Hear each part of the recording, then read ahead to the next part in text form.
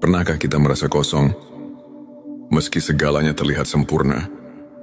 Tersenyum di luar, namun hati merintih tanpa suara. Ada rasa hampa yang tak mampu dijelaskan. Seperti ada sesuatu yang hilang, sesuatu yang jauh dari genggaman jiwa kita. Di tengah hiruk-pikuk dunia, terkadang kita lupa bahwa ada ruang dalam hati yang hanya bisa terisi olehnya. Saat gelap menyelimuti batin dan asa terasa pudar, itulah panggilan halus dari Sang Maha Menggenggam, sebuah seruan untuk kembali mengenalnya lebih dekat, menyelami makna hidup dengan ilmu makrifat. Inilah perjalanan menuju cahaya, tempat kita menemukan keikhlasan, ketenangan dan makna sejati dari setiap hela nafas. Sahabat tilawah, saya akan membagikan ilmu makrifat dalam bentuk 7 episod penuh makna. Setiap episodnya akan membawa kita lebih dalam mengenal hakikat diri, memahami kebesarannya, dan menemukan ketenangan jiwa yang sejati. Bersiaplah untuk membuka hati dan pikiran, sebab ilmu ini bukan sekadar teori, tetapi sebuah pengalaman hidup yang mengubah cara pandang kita terhadap dunia dan akhirat. Mari kita bersama-sama meniti jalan menuju ma'rifat, menuju kedekatan dengan Sang Maha Pencipta. Bismillahirrahmanirrahim. Assalamualaikum. Hamdan wa syukron lillah. Allahumma sholli ala Sayyidina Muhammad. Selamat datang di channel T Semesta, tempat menggali ilmu yang mampu mengubah hidup dan menemukan kedamaian batin yang sejati. Silakan bersolawat terlebih dahulu, agar terus terhubung dengan Nur Muhammad dan hakikat Muhammad. Dan tentu saja, silakan tulis solawat terbaik Anda yang sudah biasa Anda gunakan sehari-hari di kolom komentar, sebagai bentuk kecintaan kita kepada Rasulullah Shallallahu Alaihi Wasallam. Masya Allah, betapa besar nikmat dan berkah yang Allah berikan hanya dengan bersolawat. Di episode 1, ini ada 2 hal yang wajib kita pahami dalam ilmu makrifat, yaitu tentang mudarat dan manfaatnya. Segi mudaratnya ialah ada kalanya membawa orang menjadi sesat atau musyrik, dan ada kalanya membawa orang jadi apatis, mengasingkan diri dari pergaulan masyarakat ramai, dan secara mutlak memandang dunia ini sebagai tempat kotoran dan merusak, padahal dunia ini tempat beramal, bekerja dan berjuang untuk kebahagiaan umat manusia di dunia. Dan di akhirat bisa terjadi hal-hal demikian itu apabila seseorang bertasawuf tanpa berakidah yang konsekuen dan bersyariah, dan tanpa tasawuf yang berasal dari tasawuf Islam yang murni. Dengan akidah yang hasil dari marifat sebenarnya itu, kita pasti mengetahui bahwa Tuhan itu pasti ada dan bisa merasakannya sendiri secara qati. Karena mereka itu pasti mengenalnya sehingga betul-betul mempercayainya. Dengan syariah, kita dapat taat menuruti peraturan-peraturan agama atau peraturan Tuhan. Dan dari ilmu marifat dan ilmu tauhidlah kita bisa merasakan dalam batin kita dan mengenal Tuhan untuk siapa dipersembahkan amal ibadah kita, dan sebagai kontrol jiwa untuk khusyuk kepadanya. Itulah segi mudaratnya. Segi manfaatnya ialah karena tauhid merupakan dasar pokok, kekuatan batin, pembersih jiwa dari kemusyrikan dalam hati, dan penumpuk iman, penyubur amal soleh, semata-mata mencari keridhaan Allah, memperkuat daya juang dengan sifat yang bernilai tinggi, membina tata hidup dan kehidupan, terutama untuk membina mental pembangunan. Atas dasar-dasar tasawuf, maka Islam akan lebih mampu membangun kemajuan dunia. Dan terutama pada pembangunan nasional kita sekarang ini. Maka sesuai dengan tujuan channel T Semesta ini, seperti yang sudah Anda ketahui, dan dapat dilihat dari deskripsi channel ini yang menunjukkan pentingnya ilmu makrifat dan tauhid ini, untuk menjadi referensi acuan keilmuan yang lebih mendalam untuk umat Islam yang masih sama-sama membutuhkannya. Maka untuk itu saya sangat mengharapkan agar channel dan video ini dapat dicerna, diterima dan diteliti. Dan harus hati-hati dalam mengambil kesimpulan, karena channel T Semesta ini sangat mendalam sebagai bahan studi, di mana ilmu tauhid merupakan pusat keyakinan dalam hati.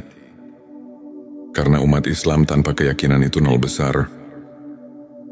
Sahabat tilawaku, sebenarnya jika bahasan ini dilanjutkan, ini pasti banyak sekali yang menyangkut kata-kata asroriyah. Rahasia yang memang sedikitnya menyangkut pada keterangan yang bersifat asroriyah.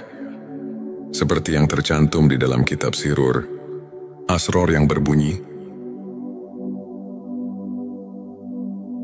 kufran, artinya sesungguhnya menjelaskan tentang rahasia ketuhanan, adalah hukumnya kufur. Juga ada lagi keterangan yang berbunyi, man arafa lahu kala lisanuhu, artinya barang siapa yang telah mengenal Tuhannya, maka lipatkanlah lidahmu. Kitab Darun Nafis. Maka dengan dua keterangan ini, kami merasa takut untuk kelanjutannya. Tapi setelah lama kami pikir, juga dalam hati merasa kasihan untuk generasi selanjutnya.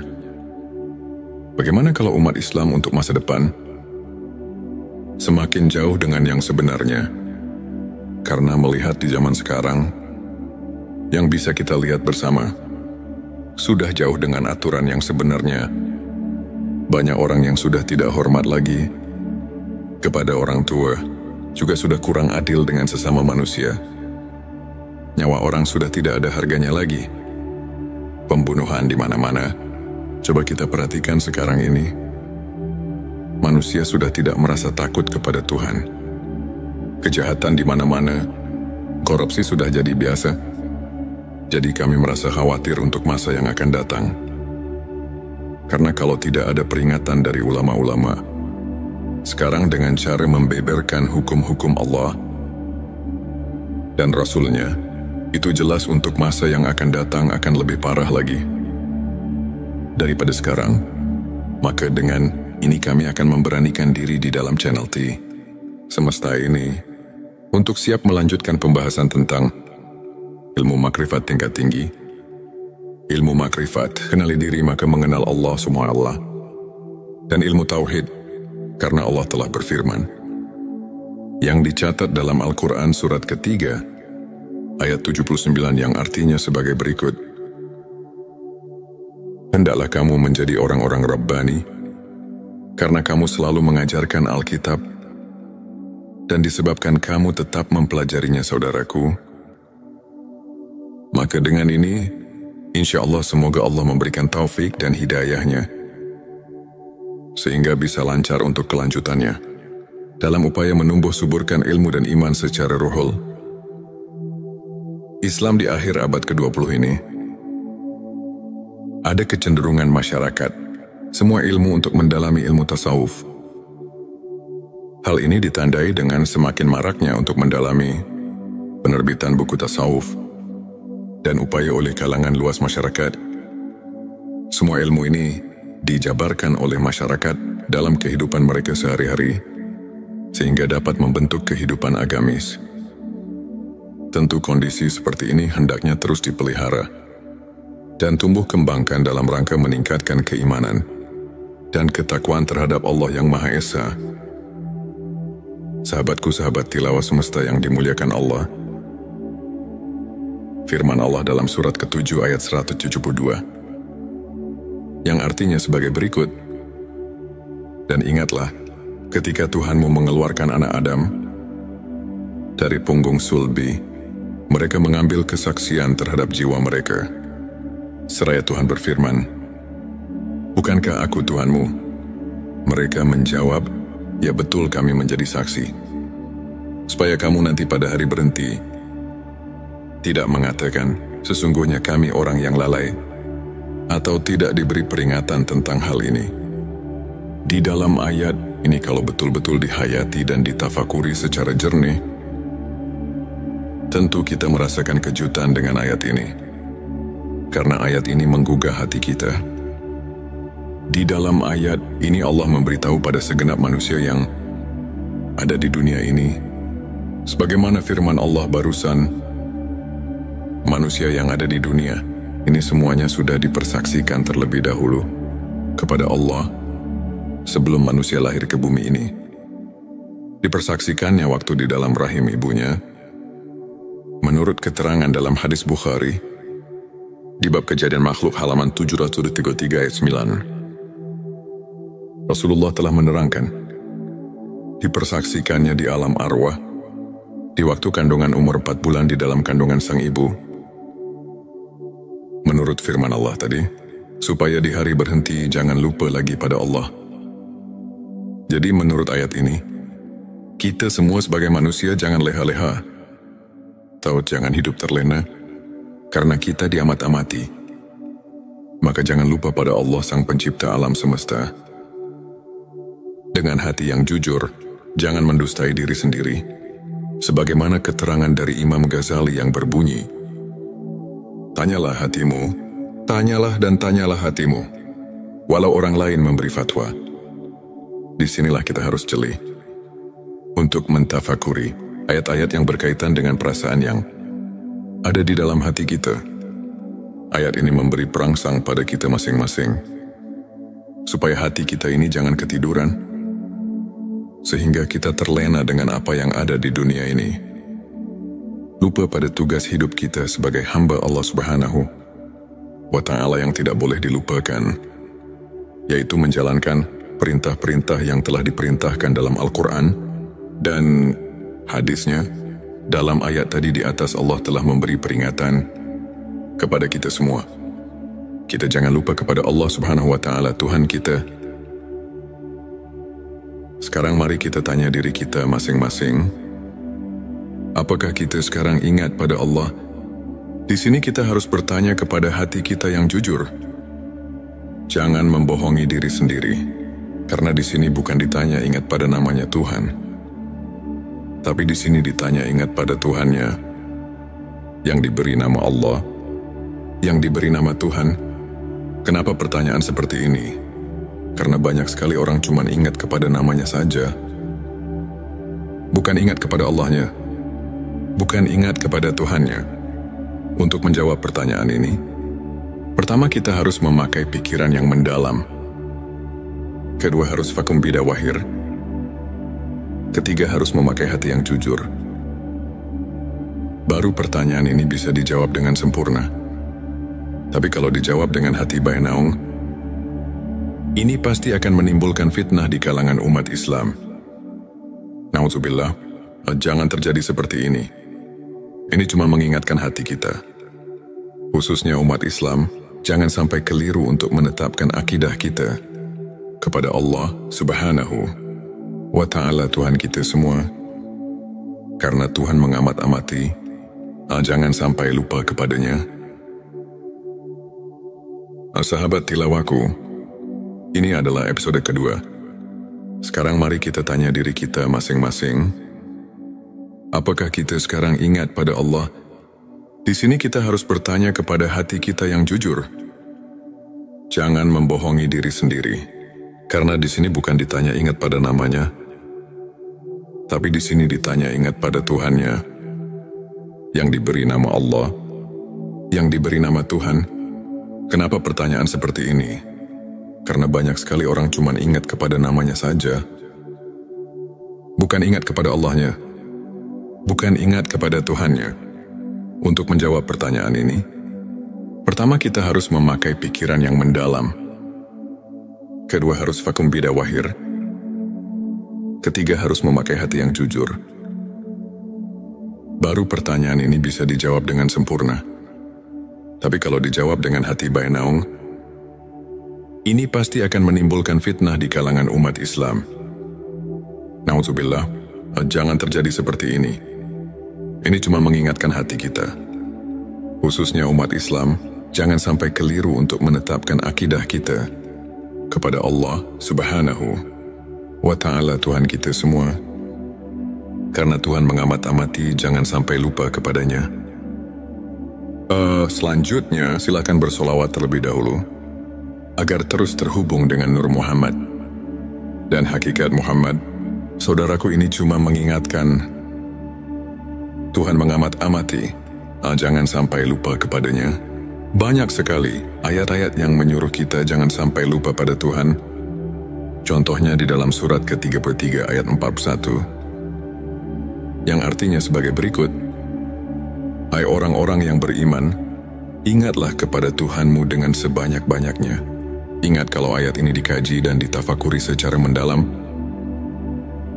pasti kita akan terpanggil secara spontan. Terus kita mengusahakan supaya kita terus-menerus ingat kepada Tuhan. Bahkan ada lagi keterangan yang mengingatkan, ingatannya kepada Tuhan harus pikulilam hati wa nafasimbi, ada di kuli. Maklumilah ingatnya kepada Tuhan harus sebing bilangan nafas dan kedipan mata. Ada lagi keterangan di dalam surat ke-7 ayat 205 yang artinya sebagai berikut, dan sebutlah nama Tuhanmu dalam hatimu dengan menyatakan diri, dengan rasa takut dan dengan tidak mengeraskan suara di waktu pagi dan petang, dan janganlah kamu termasuk orang-orang yang lalai. Fadkur di sini artinya, ingat-ingat itu pekerjaan hati. Sedangkan hati itu kalau kita rasakan bukan pekerjaan lisan, tapi pekerjaan hati. Bisa ingat kalau ada pemberian dari dua panca indera, ialah dari telinga dan mata. Kalau tidak ada pemberian dari dua panca indera itu, tidak akan ada di dalam hati. Cobalah kita rasakan. Bisa ingat pada yang kamu belum ketahui. Itu tidak mungkin, tapi awas pendengaran. Pendacian penglihatan di sini bukan pendengaran atau penglihatan suaul basiroh, tapi pendengaran atau penglihatan ainal basiroh dan hakul basiroh.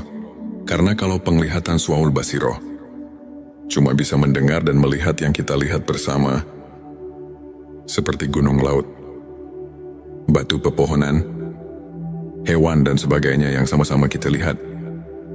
Bukan itu yang dimaksud. Untuk mencapai derajat tingkat ainal basiroh dan hakul basiroh, hanya orang-orang tertentu saja. Ini cuma mengingatkan supaya jangan menafsirkan kepada pendengaran atau penglihatan soal basiroh. Disinilah kita harus hati-hati, jangan sampai cepat-cepat mengambil kesimpulan. Jadi harus diteliti dan ditafakuri yang lebih mendalam dulu, supaya jangan ada perselisihan paham di antara kita umat Islam. Saudaraku hadirin yang dirahmati Allah, untuk mengingat sebenarnya kepada Tuhan, kita harus suluk terlebih dahulu kepada guru antuk pituduh yang benar-benar ahli, karena tidak semua kiai, ajengan dan ustadz yang bisa mengajarkan hal ini. Ada kekhususan untuk arif billah yang bisa untuk hal itu. Dengan sangat pentingnya untuk mengingat Tuhan, kita harus berusaha sekuat tenaga. Karena kalau kita lupa kepada Tuhan sekarang, apalagi nanti di akhirat, pasti kita akan lupa. Sedangkan kalau kita lupa karena tidak diberitahu oleh kedua orang tua, maka itu pun tidak bisa menghisap kepadanya. Sebagaimana firman Allah di surat ke-7 ayat 173. Surat Al-A'raf sudah memberi peringatan kepada kita yang berbunyi, atau agar kamu tidak mengatakan, sesungguhnya orang-orang tua kami telah mempersekutukan Tuhan sejak dahulu, sedang kami ini adalah anak-anak keturunan yang datang sesudah mereka. Maka apakah engkau akan membinasakan kami karena perbuatan orang-orang yang sesat dahulu? Quran Surat Al-A'raf ayat 173. Nah, di sini marilah semua, khususnya orang-orang yang beriman, mari kita bangkitkan pikiran kita untuk penelitian, mentafakuri ayat ini, karena sudah jelas dan dapat kita pahami tadi. Ayat 172. Dan ditegaskan lagi dengan ayat 173. Ini benar-benar Tuhan melarang lupa kepadanya.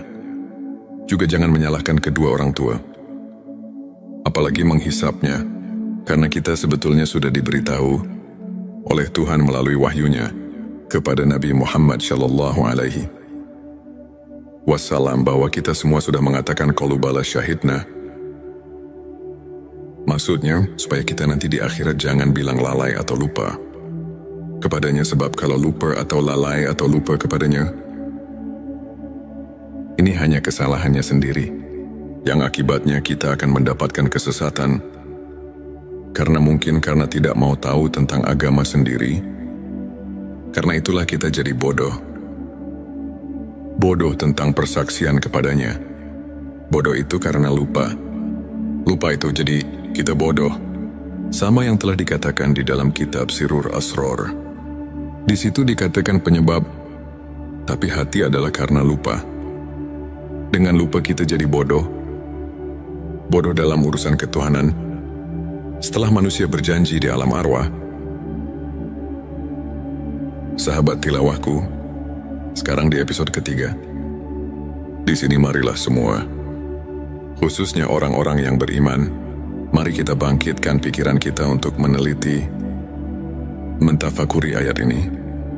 Firman Allah di surat ke-7 ayat 173. Sudah memberi peringatan kepada kita yang berbunyi, atau agar kamu tidak mengatakan, sesungguhnya orang-orang tua kami telah mempersekutukan Tuhan sejak dahulu, sedang kami ini adalah anak-anak keturunan yang datang sesudah mereka.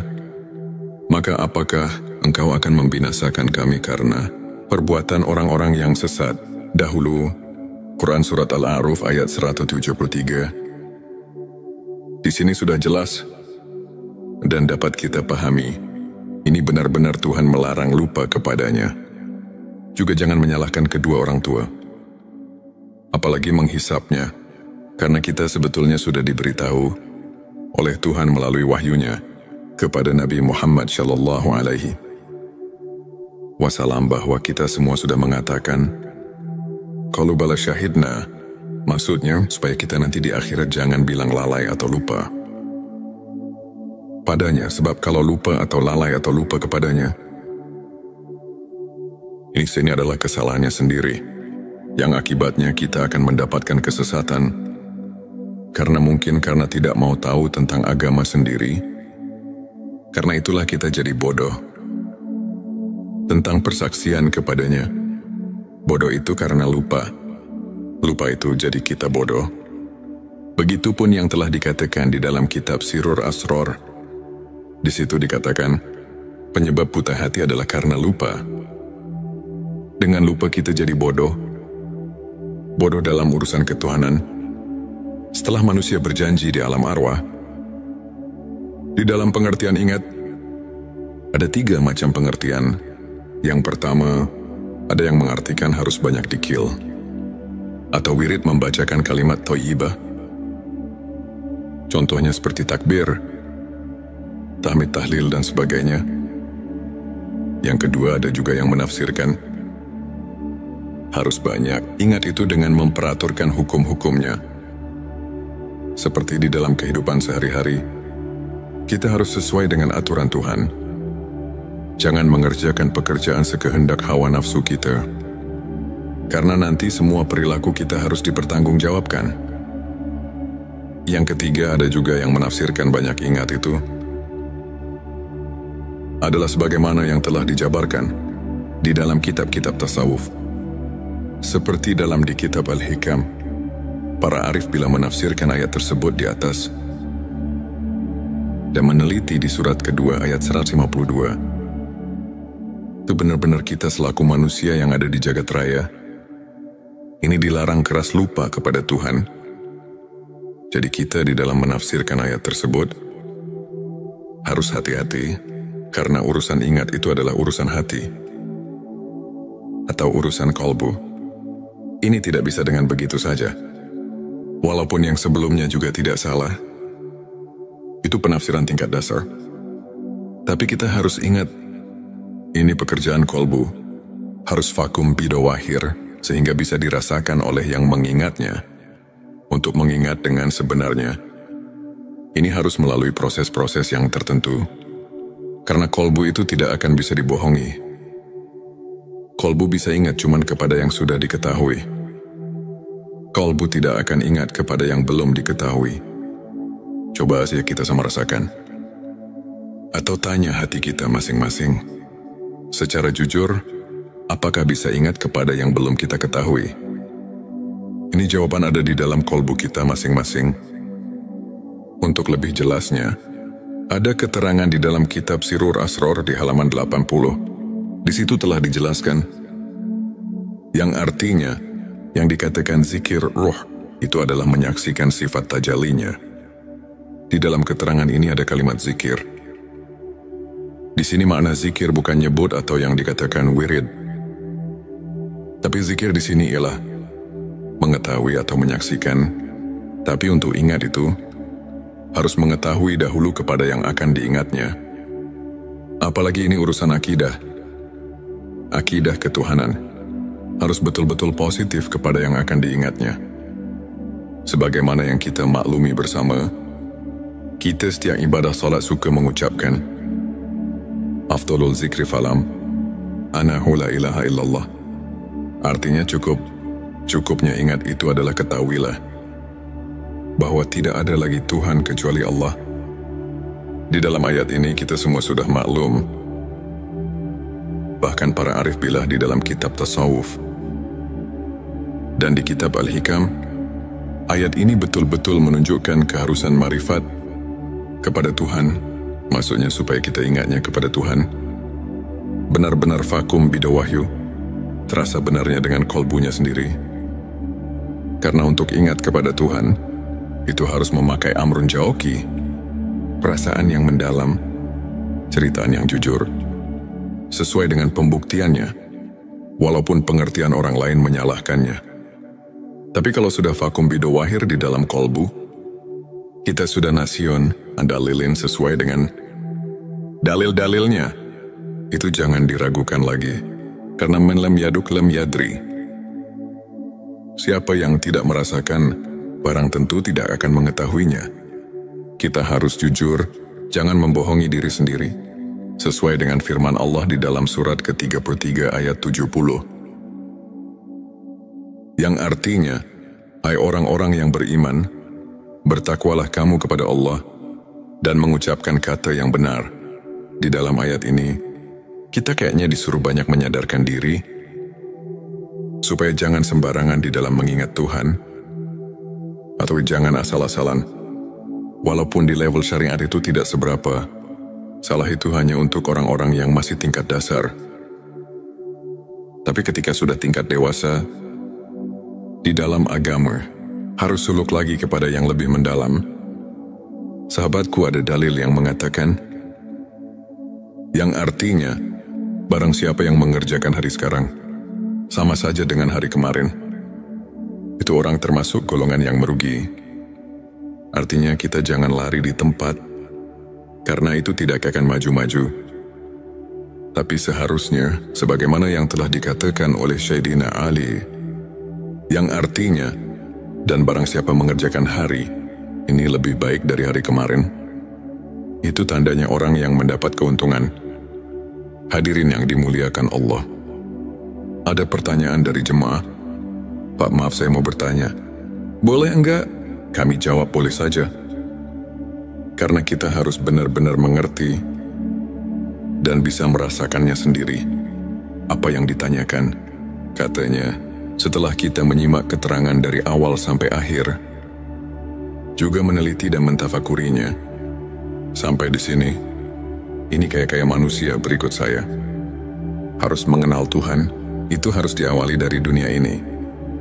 Nah, di sini saya mau nanya, apakah mungkin saya manusia biasa bisa mengenal Tuhan di dunia ini? Saya jawab, maaf, saya tidak akan menjawab langsung kepadamu. Tapi Allah lah yang akan menjawab pertanyaanmu. Sahabat tilawahku, ini adalah episode keempat. Sebelumnya, ada pertanyaan yang akan dijawab langsung oleh Allah.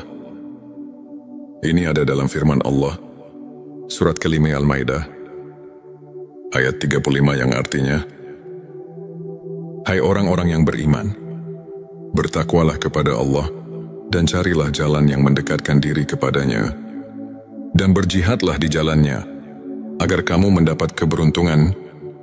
Dari ayat ini sudah jelas bahwa Tuhan menunjukkan kepada seluruh manusia yang ada di dunia ini, terutama kepada orang yang mengaku iman kepada Tuhan, bahwa kita selaku manusia yang sudah mengaku iman, harus sekeras mungkin untuk mencapai wasilah, atau jalan untuk taqarrub mendekatkan diri kepadanya. Juga di dalam ayat lain, Tuhan telah berfirman sebagaimana yang tercatat di surat ke-84, ayat 6 yang artinya, "Hai manusia, sesungguhnya kamu telah bekerja dengan sungguh-sungguh menuju Tuhanmu, maka pasti kamu akan menemuinya. Sebelumnya silakan bersolawat terlebih dahulu, agar terus terhubung dengan Nur Muhammad dan hakikat Muhammad. Dan tentu saja, mari kita lanjutkan kebiasaan baik kita di sini. Silakan tulis solawat terbaik Anda, yang sudah biasa Anda gunakan sehari-hari di kolom komentar, sebagai bentuk kecintaan kita kepada Rasulullah Shallallahu Alaihi Wasallam. Karena siapa yang bersolawat 1 kali, Allah akan membalasnya dengan 10 kali lipat rahmat dan keberkahan. Masya Allah, betapa besar nikmat yang Allah berikan hanya dengan bersolawat. Hadirin yang dirahmati Allah, kalau kita kaji dari ayat ini, mungkin kita bisa pahami, juga mengerti, karena ayat ini Tuhan memerintah kepada seluruh manusia, khususnya kepada yang iman kepadanya. Di sini ada kalimat himbauan kepada seluruh manusia, bahwa kita harus tabah nafsi memeras keringat untuk berjumpa. Dalam hal ini mari kita tanya diri kita masing-masing, apakah kita mau berjumpa dengannya? Apa tidak itu tergantung kita masing-masing. Sahabat tilawahku, maaf sekali lagi saya mau tanyakan, kan manusia semua nanti setelah mati pasti berjumpa dengannya, karena semua akan pulang kepadanya. Ini bagaimana? Karena setiap pulang pasti berjumpa.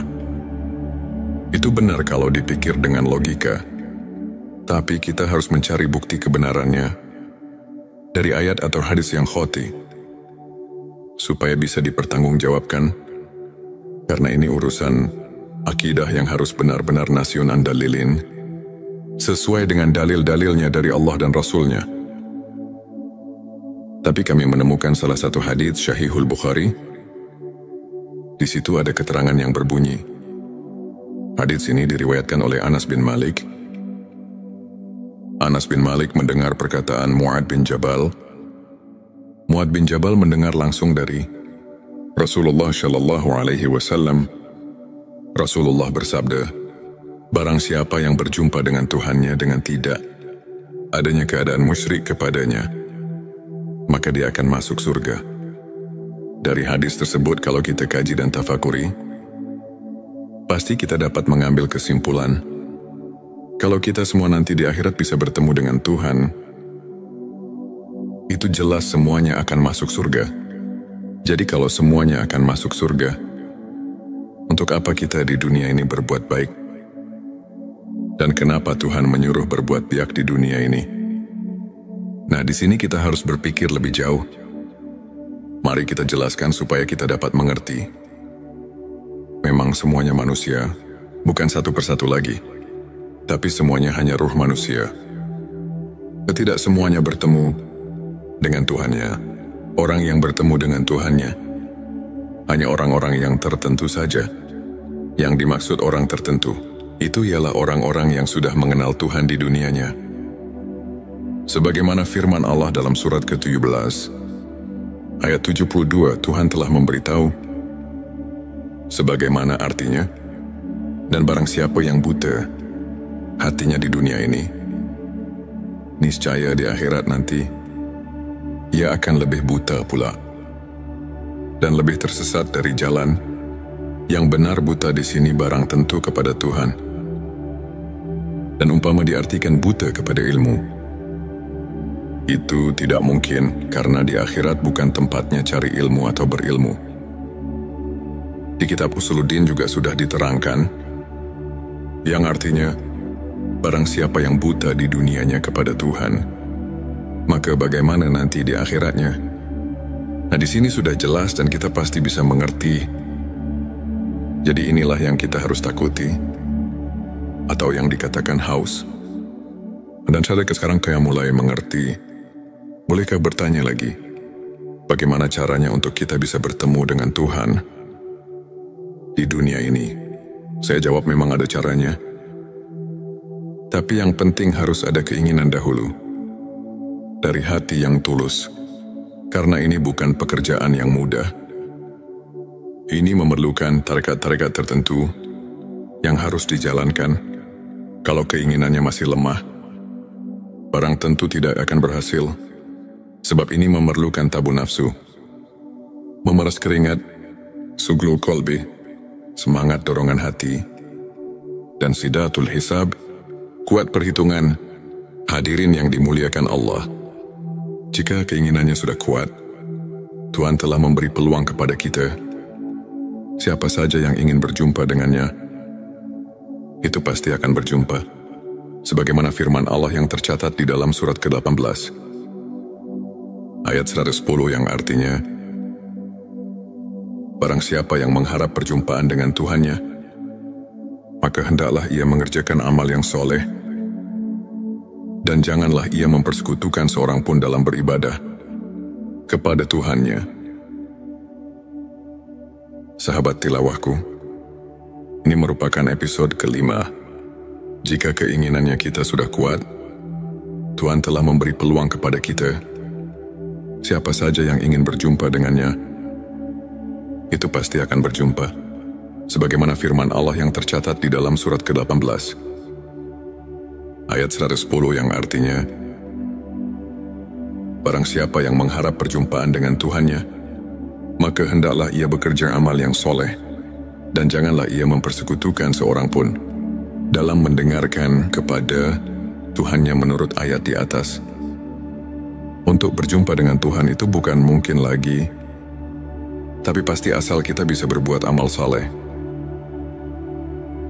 Namun untuk berbuat amal soleh, ini harus ada petunjuk guru yang ahlinya, bukan sembarangan, sebab tidak semua guru ngaji yang bisa mengerjakan hal ini.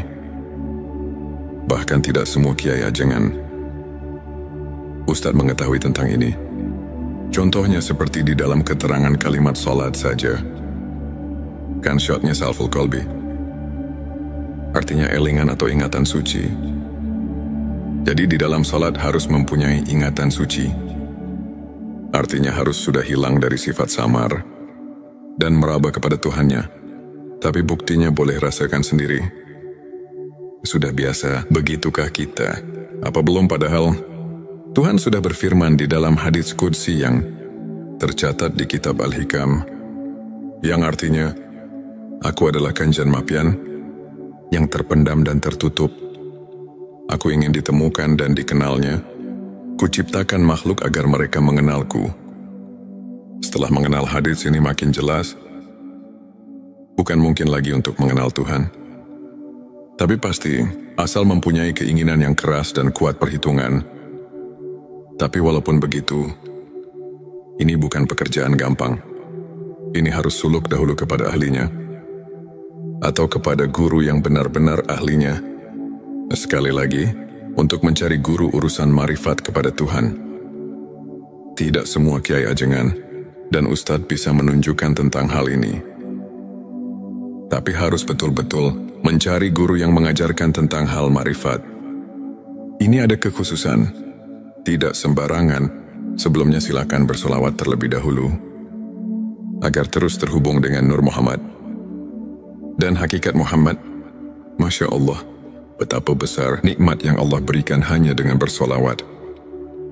Sahabat tilawahku yang dirahmati Allah, kita lanjutkan kembali. Jadi kita harus hati-hati, supaya jangan salah pilih dalam memilih guru yang dikatakan tadi. Sebab ahli tarekat pun tidak semua bisa sampai marifat kepada Tuhannya atau mengenal Tuhannya. Juga tidak cukup hanya dengan membaca buku tentang marifat. Karena bacaan yang ada di dalam buku cuma isyarat dan itibar saja. sebagaimana ada keterangan di dalam kitab Hikam yang berbunyi, apa saja yang keluar dari bibirmu, itu adalah cuma isyarat dan iktibar. Jadi walaupun terus-menerus membaca buku tentang marifat, sampai 1000 kitab, itu tidak akan sampai kepada marifat, sebagaimana keterangan yang ada di dalam kitab Sirur Asrul, yang berbunyi, manusia yang tidak sampai tingkat ilmu ini, mengenal Allah, maka dia tidak dikatakan alim. Secara hakikat, walaupun dia telah menguasai 1000 kitab, karena dia tidak mencapai derajat rohaniah. Sirur Asrul, dari keterangan ini sudah memberi penjelasan pada kita semua, bahwa tentang marifatullah itu benar-benar ada kekhususan, juga ada ajaran tertentu. Ada yang bertanya lagi, untuk apa belajar ilmu marifat? Dan apa wasilahnya? Saya jawab tentu saja ada wasilahnya. Tadi di atas atau di video sebelum ini, jika kita semua lupa kepada Tuhan di dunia, apalagi nanti di akhirat, setelah kita mati, baru datang ke kubur, menurut keterangan dan banyak yang menerangkan, 7 langkah pulang yang mengantarkan jenazah, maka datang malaikat mungkar nakir untuk meriksa kita. Atau mentakoni kita, apa yang pertama ditanyakan? Kan marobuka, yang artinya mana Tuhanmu? Di sini kalau roh kita tidak punya rasa tahu, itu tidak mungkin bisa jawab. Kalau tidak bisa jawab, di dalam keterangan sudah dipastikan mendapat siksa kubur. Itu yang tidak diinginkan oleh semua manusia. Sahabat tilawahku, sekarang coba kita tafakuri. Yang datang itu malaikat. Sedangkan malaikat, itu semua juga sudah pada tahu bahwa malaikat itu diciptakan dari cahaya atau sejenis cahaya. Barang tentu bahasanya juga bahasa cahaya. Kalau kita tidak mengerti hal itu, tentu roh kita tidak akan bisa apa-apa. Sedangkan ini tidak bisa dihafalkan. Ini harus dengan ilmu atau mengetahuinya. Maka dengan ini, mari kita bersama-sama untuk suluk hal ini. Carilah guru suluk yang benar-benar ahlinya. Juga harus hati-hati. Jangan salah pilih.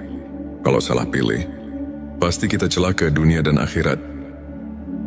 Oleh karena itu dalam mendengarkan dan memahaminya, diperlukan ketelitian, pemikiran yang jernih dan tajam, daya serap yang kuat, dan wawasan yang luas, serta yang penting disertai dengan hati yang ikhlas. Dan lillahi ta'ala, dan kukuhnya iman, serta menjadi terapi kejiwaan orang yang memerlukan taqarrub kepada Tuhan Yang Maha Esa. Karena jika kita dikatakan gegabah di dalam memahaminya, itu tidak akan berhasil untuk memberi kegampangan. Di dalam channel T Semesta ini akan diterangkan tentang kejadian asal kita supaya kita sedikitnya bisa memahaminya. Tapi ini cuma untuk memberi kemudahan daya pikir saja, bukan. Setelah mendengarkan video ini kita bisa marifati.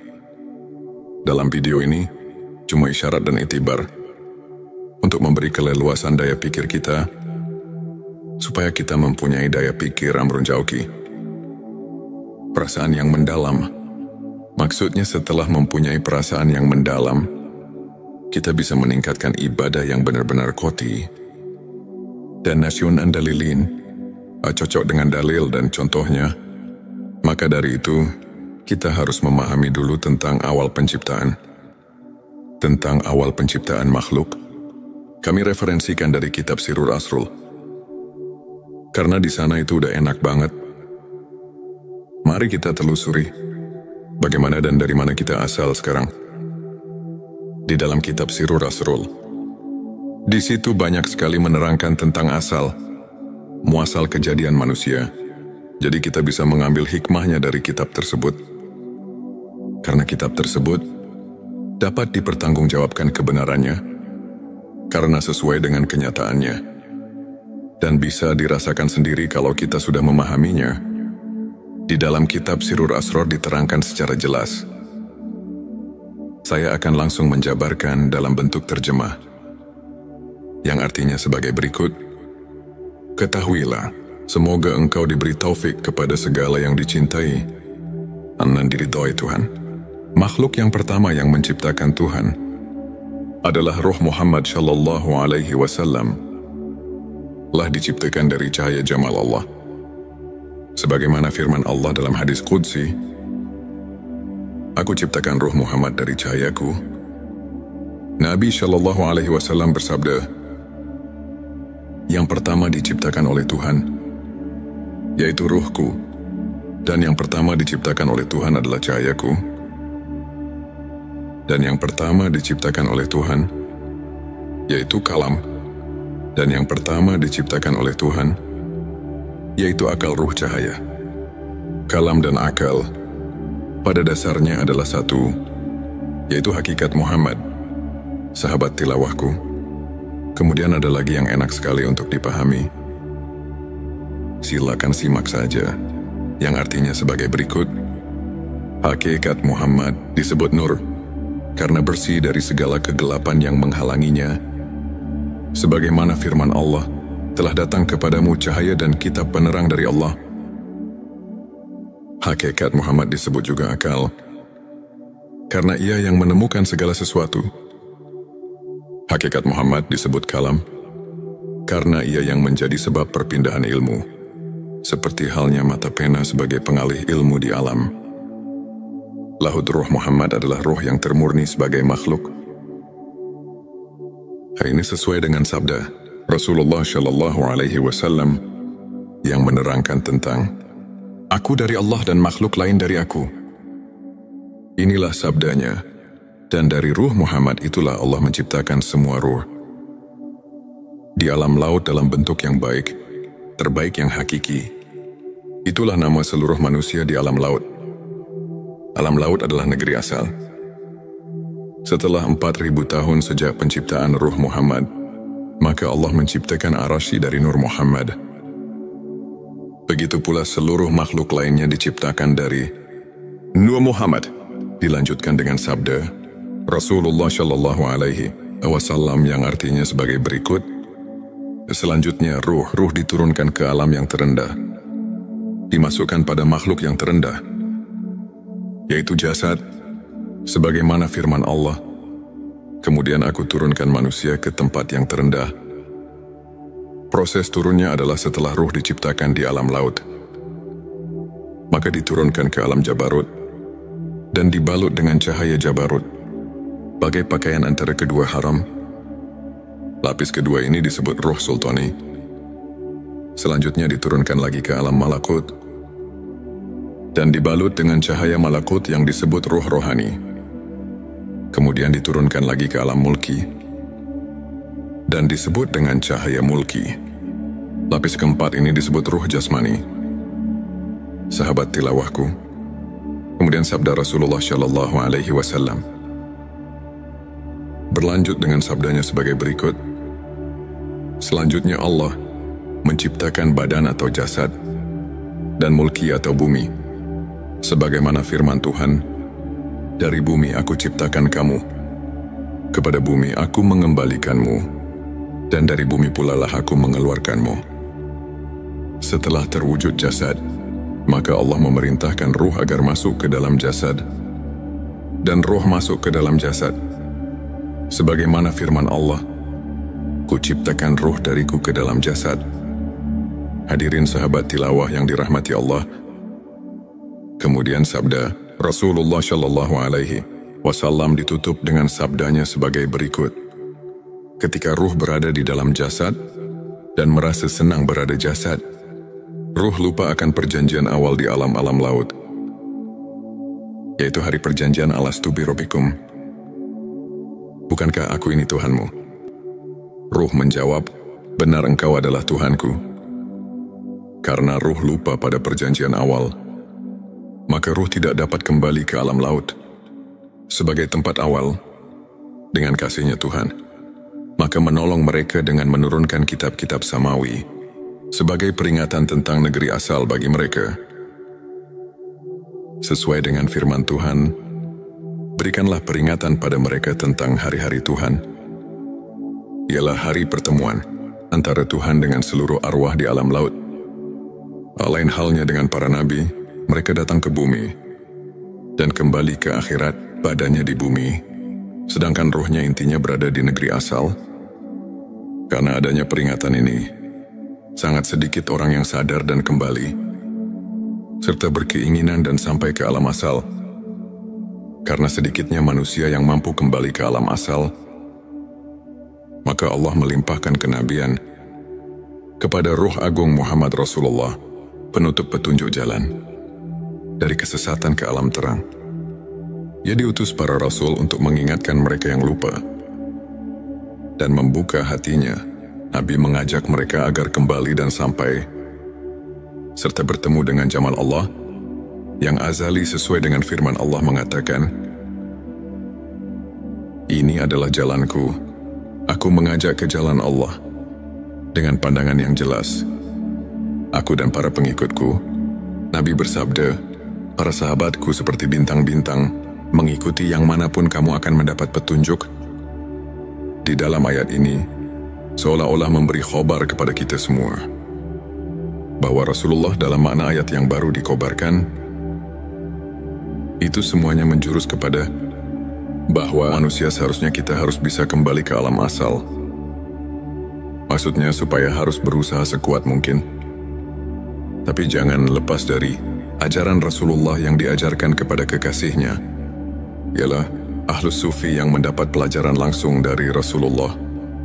Sahabat tilawahku, di episode ke-6 ini, kami akan mengingatkan kalau kita sekarang rupanya sudah agak jarang sekali untuk memperhatikan hal yang barusan saya katakan, karena yang diinginkan hanya dengan bayangan surga saja. Padahal inilah yang lebih penting untuk seluruh manusia. Karena kalau kita nanti setelah mati, roh kita tidak bisa pulang ke alam asalnya, itu pasti akan tersesat. Yang tersesat itulah yang dinamakan masuk neraka. Maka dengan ini kita mari sama-sama mentafakuri ayat tersebut, supaya kita semua bisa mawas diri. Apakah kita sudah mentafakuri hal tersebut? Apa belum jika memang belum terpikir tentang hal tersebut? Sekarang mari kita sama-sama berusaha di waktu kita masih hidup ini. Karena sekarang masih ada waktu untuk memperbaiki diri kita masing-masing. Sebab kalau di nanti-nanti, kita tidak mengetahui kapan kita dicabut ruh kita, nyawa kita oleh Allah Subhanahu wa Ta'ala. Hampir semua manusia di bumi ini tidak mengetahui kapan kita mati. Maka dengan inilah, kita alhamdulillah setelah menganalisa hadis-hadis, Rasulullah jadi bisa mengetahuinya. Setelah mengetahui hadis-hadis yang tadi di awal video, hati kita merasa terpanggil.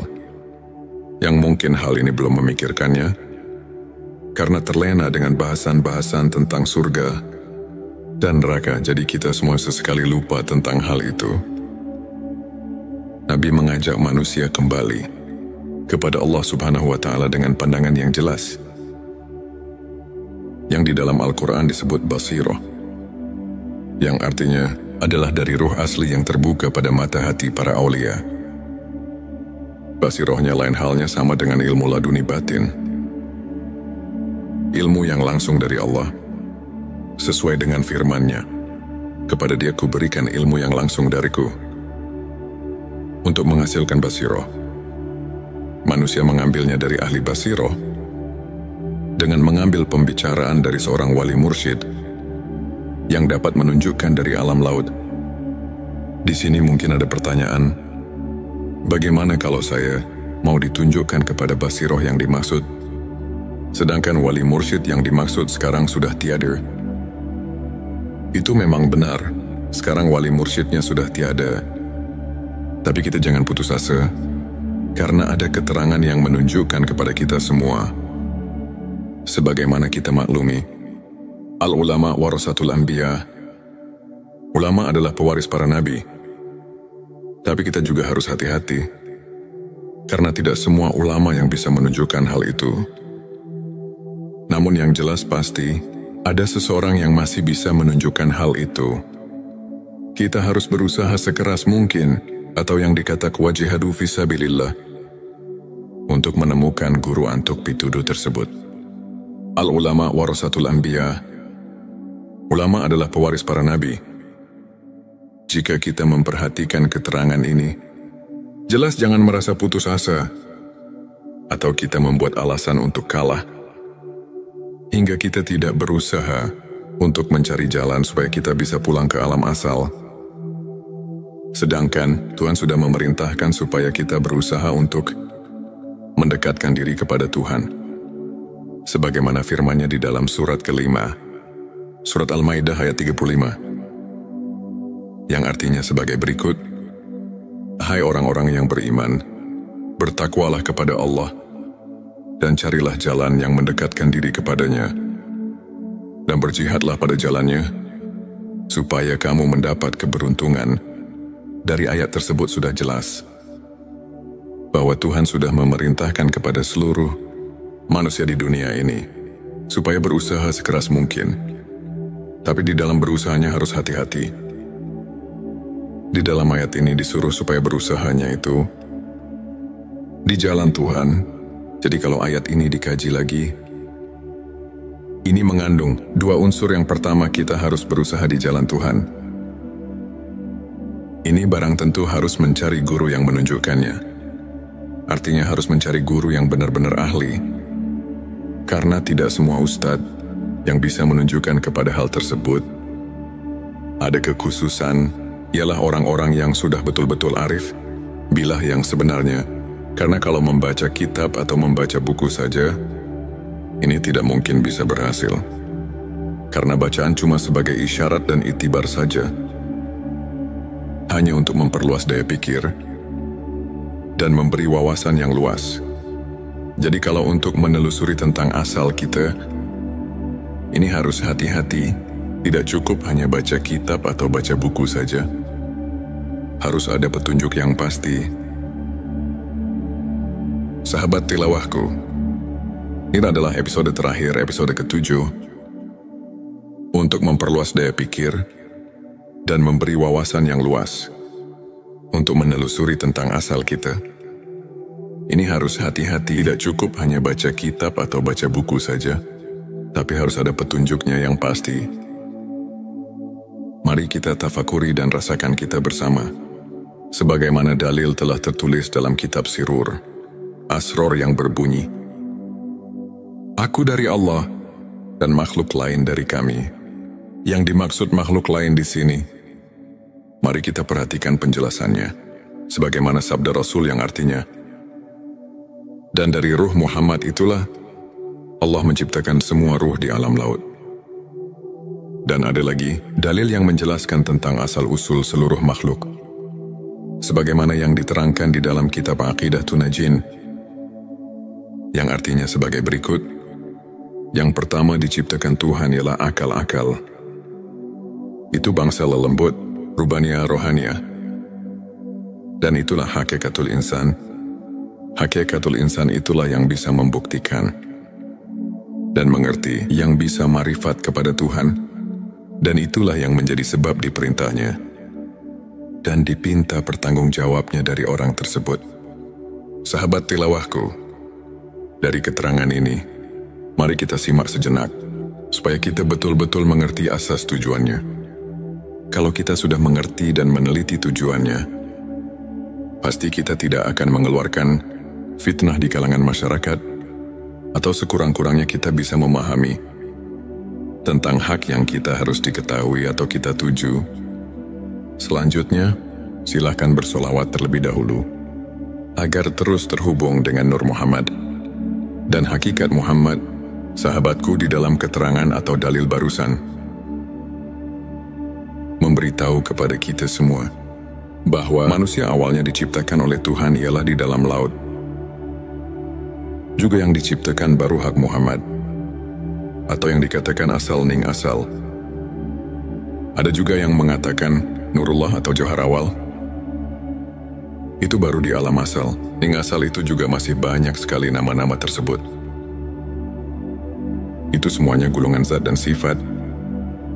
Makanya ada keterangan di dalam Al-Hikam yang artinya sebagai berikut.